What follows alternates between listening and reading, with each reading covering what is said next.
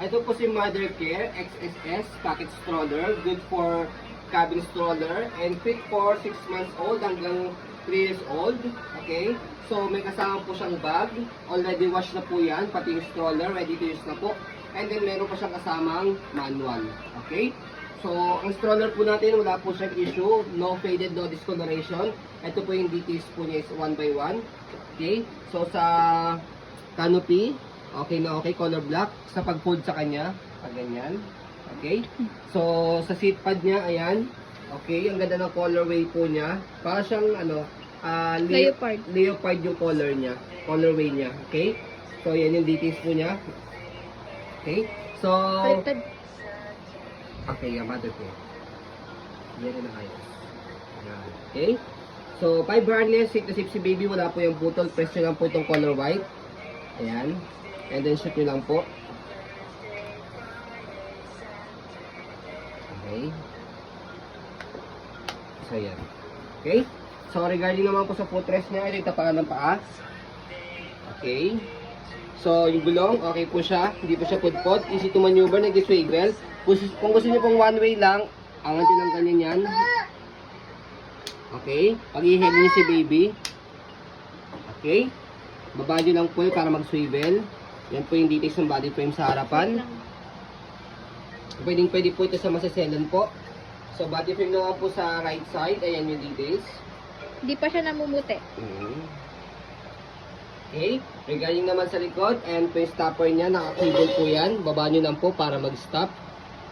Yan. Pati yung gulong, okay na okay po siya. Maganda. Hindi po pudpod. Angat nyo lang po para mag-go. Okay. Basket, okay din po siya.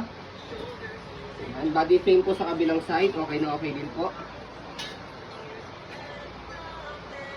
Yung etiketa. Yan. Sa likod. So, sa likod. Ayan.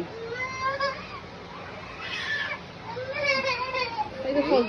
So, regarding po sa handle niya. Ayan, yung details ng handle po niya. Okay, so may pinipress po dito. Pag i-fold po yan, kailangan press po yan dalawa. Okay. So, yan, turo ko muna sa inyo. So, bago nyo i-fold, much better para mas packet po siya. So, lock nyo po muna po dito sa harapan. Yan. And then, press nyo po ito. And then, pull down. Wow. Pag nababa nyo na po siya, huwag nyo po muna po isagad. Fold nyo po muna po itong gulong sa likod. Yan, angat nyo lang po yan.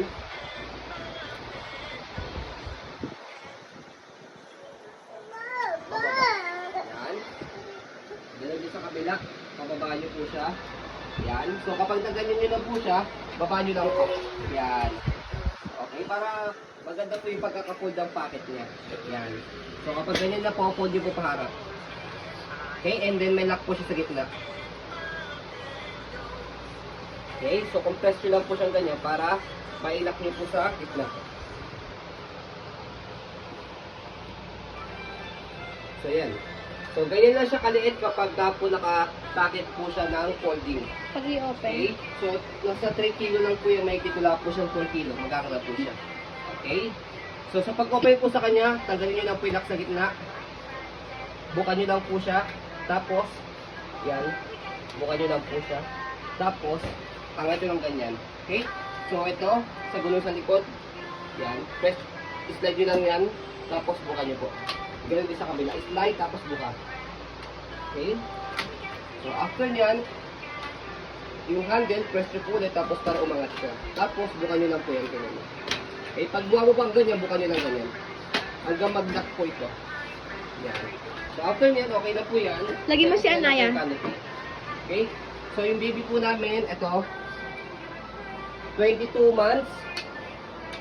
Okay, going to 2 years old. Wow! Okay, Sit down, sit. sit down, sit down. Wow! Stroll, ito stroll. Yan. Kaya pa siyang stroll. Kaya pa po daw. Yan. Kaya pa po daw, 2 years old. Kaya po, sabi ko po kanina, hanggang 3 years old po itong stroller na po ito. Pero siyempre, depende po yan sa laki timbang ni baby po. Kaya pa po ng mas extended age po. So yun po, as you can see, very details po kami mag-video. Kasi yung shop policy po namin, no refund, no exchange, purchase is what you get po. So yun po, maraming salamat. Have a nice day and God bless po.